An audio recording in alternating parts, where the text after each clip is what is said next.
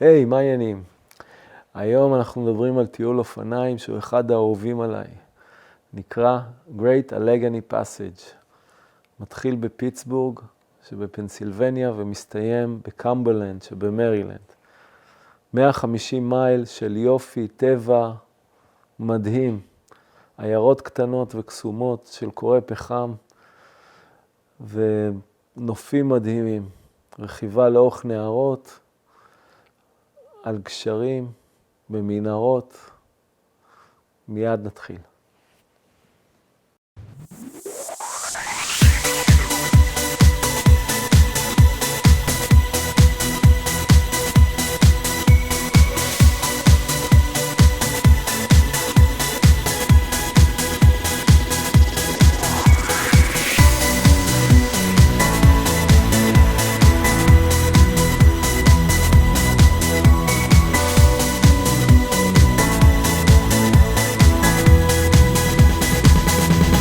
אנחנו עשינו את המסלול הזה כמה פעמים, והדרך המומלצת זה לקחת רכבת מוושינגטון די.סי, מיוניון סטיישן, שם אפשר לעלות את האופניים ממש על הרכבת, לחנות אותם באחד הקרונות שיועדו לכך,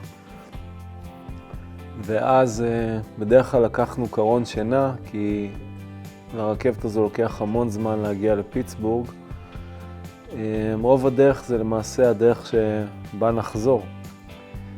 אז בכל מיני עיקולים כאלה של נהרות, מעל גשרים, ופשוט יפהפה, וכל עוד יש אור, אז ממש יפה לראות את המסלול. באיזשהו שלב יורד את החשיכה, ובא דיילת או דייל ומורידים את המיטות בחדרון הזה, והולכים לישון שם ברכבת, ומגיעים בסביבות חצות לפיטסבורג. יש גם בדרך, שכחתי לציין, אבל יש ארוחת ערב באחד הקרונות, וזה נחמד מאוד, חוויה בלתי רגילה. מגיעים לפיטסבורג מאוחר בלילה, ואז מומלץ לקחת שם מלון קרוב לתחנת הרכבת, בין תחנת הרכבת לתחילת המסלול, לראש המסלול, ואז למחרת בבוקר, מתחילים למעשה את המסלול. לגבי האופניים, אז יש שתי שיטות. שיטה אחת זה, כמו שאמרתי, לעלות אותם על הרכבת, והשיטה השנייה זה לפרק אותם ולהכניס לקופסה ולעלות אותם בתור מזוודה, כמו ציוד רגיל שעולה על הרכבת. זה תלוי, יש להם מקומות מוגבלים של להכנות את האופניים על הרכבת. ברגע שהם נגמרים, אז חייבים לעלות את זה בתור ציוד, ביחד עם המזוודות. ואז זה קצת יותר כאב ראש, צריך ארגז מיוחד, צריך לפרק את הפדלים, להוציא אוויר מהגלגלים, כל מיני דברים כאלה. כאמור, הדרך המועדפת היא לעלות אותם, להזמין מראש מקום ולעלות אותם, לחנות אותם איך שהם על הרכבת. אז בהתאם לצורה שארזתם את האופניים, אם הם היו בתור, הם חנו רק על הרכבת, מאוד פשוט, מורידים אותם ורוכבים למלון. אם לא, אז צריך להרכיב אותם מהר, ברגע שמגיעים לפיטסבורג, וקצת קשה, אפופים כאלה בלילה אחרי הנסיעה הזו, ואז מרכיבים מהר את האופניים והולכים לבית המלון. אפשר לרכב את ה-150 מייל האלה ככה דוך,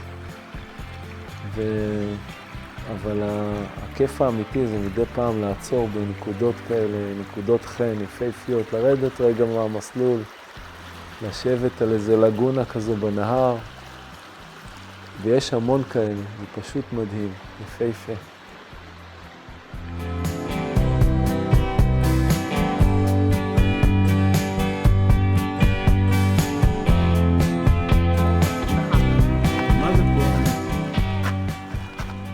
שזה עם של פחם, זה מה שאלה. רואים, זה זכור, תראה את זה זכור.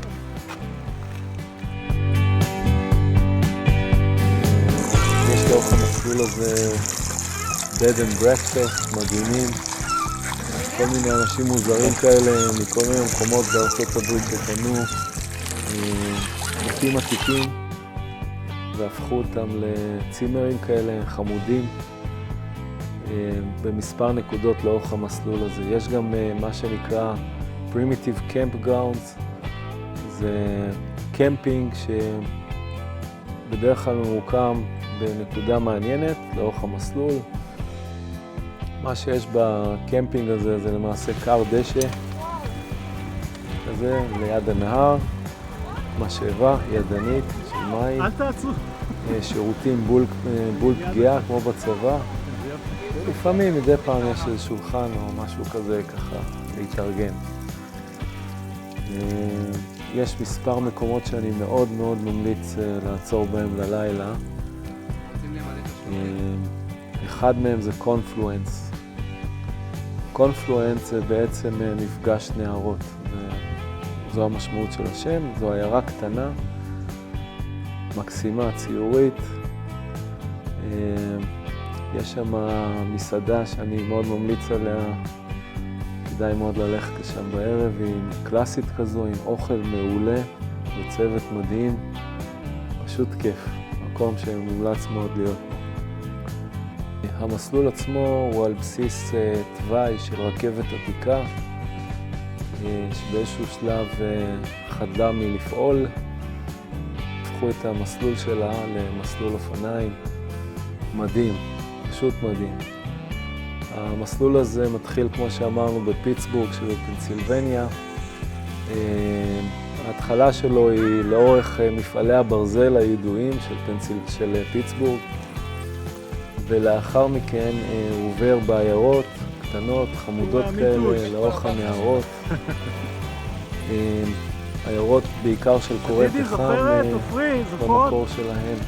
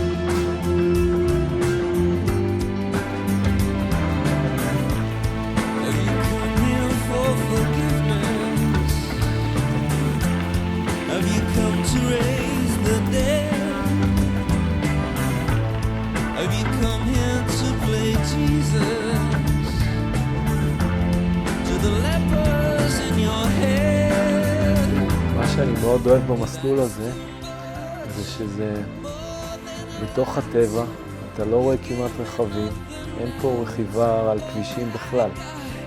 את כל ה-150 מייל האלה, רק מדי פעם, לעתים רחוקות, עוברים על איזה כביש כזה בעיירה נידחת, אבל אין פה רכיבה על כבישים בכלל. המסלול מאוד מאורגן, מסומן, מתוכנן. זה מדהים.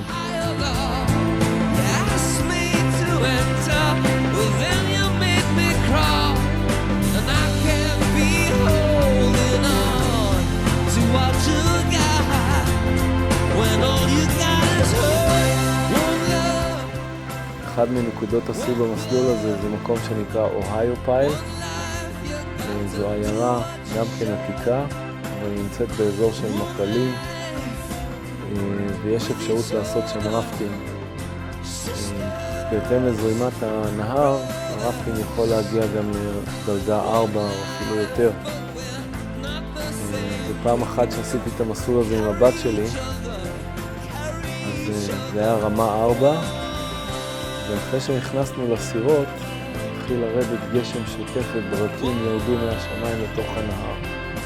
המדריך אמר לנו, תירגעו, הכל בסדר, זה סירות גומי, לא יקרה לכם כלום. כמובן שזה לא מדויק העניין הזה. דבר שני הוא אמר לנו, שאתמול מישהי נהרגה במסלול הזה, וזו הזדמנות אחרונה לצאת מהסירה, מי שרוצה. אז החלטנו בכל זאת להמשיך, וזו הייתה חוויה מדהימה. פשוט יפה, כי הכל ירוק כזה, זרימה של נהרות. האקשן הזה של רפטינג, זה ממש כיף, לא נורמלי.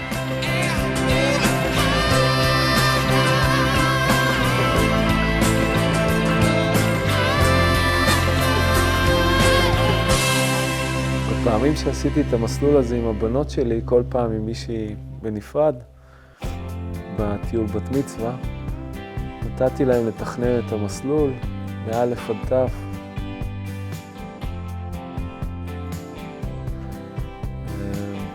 פשוט לקחו את המפות, תכננו, בדקו איפה יש קמפגראונד, איפה אפשר ללון בלילה, כמה מיילים כדאי לעשות לפי מתווה השטח.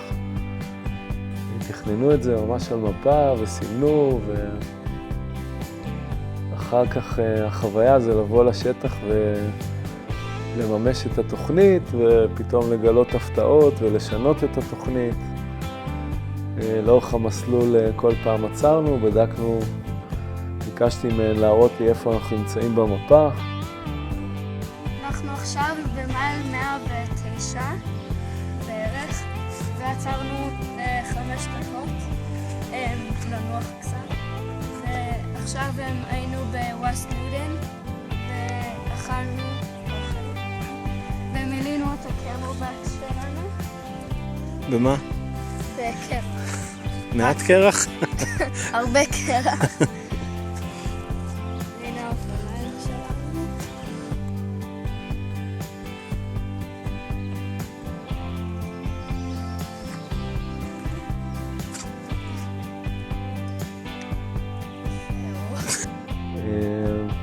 מאוד מאוד נהנו מזה, מהתכנון והביצוע והשינויים. זה מוסיף איזשהו גוון לטיול הזה, שגם ככה הוא מאוד מאוד מרגש ויפה. אתר האינטרנט של המסלול הוא gaptrail.org, מופיע כרגע על המסך פה. הוא אתר מצוין, ניתן להוריד פה מפות בפורמט של PDF לצורך הדפסה ותכנון.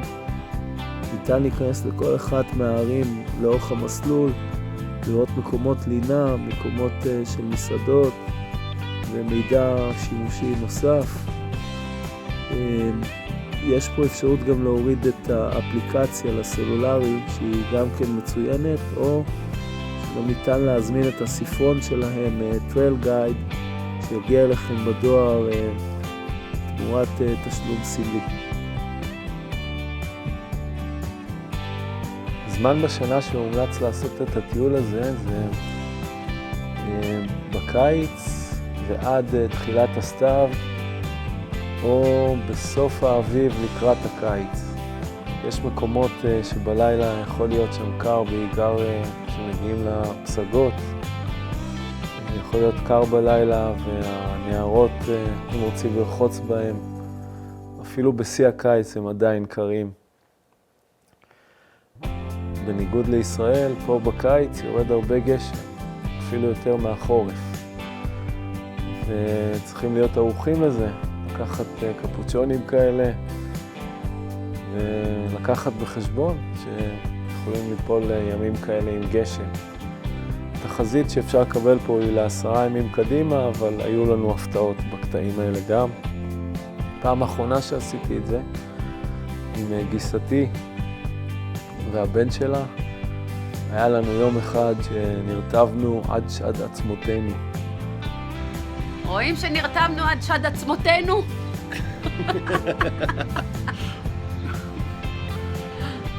היינו צריכים לעצור בנקודה מסוימת שם, בתחנת דלק, ופשוט להתפשט ולסחוט את הבגדים ולתלות אותם, ואחר כך להמשיך. אז יש קטעים בלת"מים כאלה, כדאי לקחת בחשבון גם הפתעות שכאלה. נקודה נוספת מעניינת זה המייסון דיקסון ליין שהמסלול שלנו עובר דרכו. הקו הזה הוא למעשה הגבול בין 4 מדינות שהיה להם סכסוך על הגבול ביניהן, מרילנד, פנסילבניה, דלוור וווסט וירג'יניה. שם הקו הזה הוא על שם שני המודדים, מייסון ודיקסון, שבשנת 1763 עבדו שם, מדדו והגישו את הנתונים למקבלי ההחלטות. לסיכום, את המסלול שלנו התחלנו בפיטסבורג. במשך מספר ימים עלינו עלייה מתונה, לכיוון קו פרשת המים שנקרא Eastern Continental Divide עד למייל 125. Eastern Continental Divide זה למעשה קו פרשת המים. אם טיפת מים תיפול שם בדיוק במרכז הקו, חצי ממנה ילך לאוקיינוס האטלנטי וחצי ממנו ילך למפרץ מקסיקו. ומשם 25 מייל האחרונים הם בירידה כיפית, מתנה של סוף הטיול לכיוון קמברלנד במרילנד, שם מסתיים המסלול שלנו. הירידה הזו של 25 מייל היא לאורך מסילת רכבת שקיימת עדיין ופעילה לצורכי תיירות. יש שם רכבת קיטור שבסופי שבוע בדרך כלל מסיעה תיירים לפרוסטווד.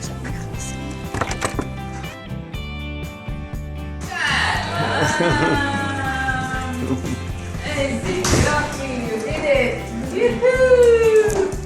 איזה כיף! בואי, נשארת שלמה? הפכו לך שרירים! יהוא! תודה רבה על הצפייה, מקווה שנהנתם, ונתראה באחד הפרקים הבאים שלנו. אם אתם רוצים לראות פרקים נוספים ותמונות ודברים מעניינים נוספים, אתם מוזמנים לבקר באתר האינטרנט nemosphoto.com או ביוטיוב. להתראות בקרוב, ביי!